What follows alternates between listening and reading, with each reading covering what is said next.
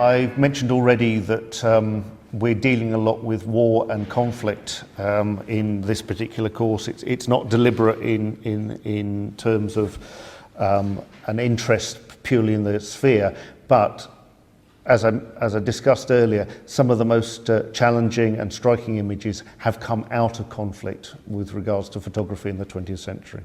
Now, as a cultural experience, as something which is in British cultural memory, the Blitz is quite an important issue, as is the Battle of Britain that took place around it.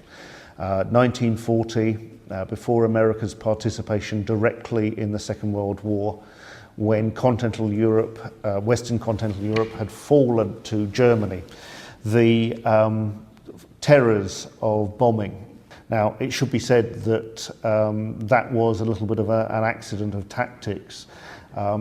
Hitler was offended by the fact that the Royal Air Force had the audacity to actually bomb Berlin.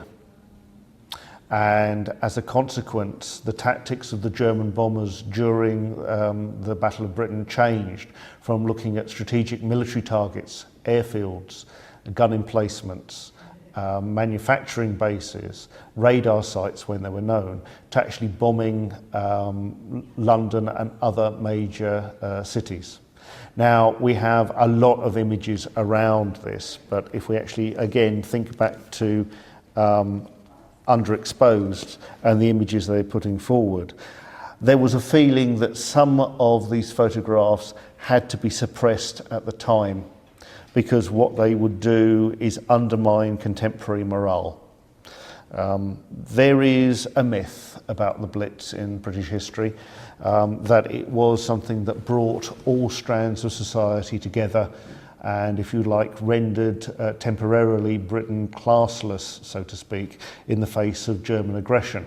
I'm not sure that's entirely true. I think it gives a very strong and common purpose to the British population at home. At the time of war, they are brought into the front line. However you want to consider aerial bombing, it was directly affecting the population as a whole to a much greater degree than we've seen at any point previously in history. Yet there were still issues of social divisiveness at the home front. Rationing is put forward very strongly as something that was common to all. You have the news reports on the royal family, and particularly Princess Elizabeth, having spam for dinner as a part of their rationing. But do remember that if you had the money, you could eat out every night at the restaurants in London and elsewhere. So when I talk about the myth of the Blitz, it took place, it was a traumatic experience. And I think it did have, for each strata of British society, quite a profound and prolonged effect in drawing people towards a common goal, but it didn't necessarily mean it drew the areas of British society together as one, per se.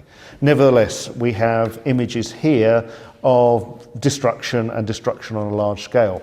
Well, London suffered at various points in time. I just want to bring up another image from 1945.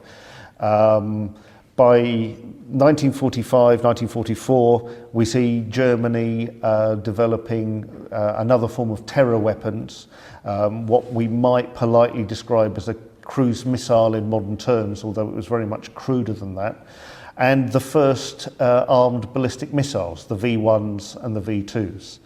And they did literally have a devastating effect. They would deliver the equivalent of about a ton of high explosives and would drop out of the sky. In the case of the V1s, because they'd run out of fuel. In the case of the V2s, because they'd followed a high-level ballistic trajectory from the Netherlands or France towards Britain. And as you can see, there is very little left in the background as a result of, here it's put down as a V2 strike.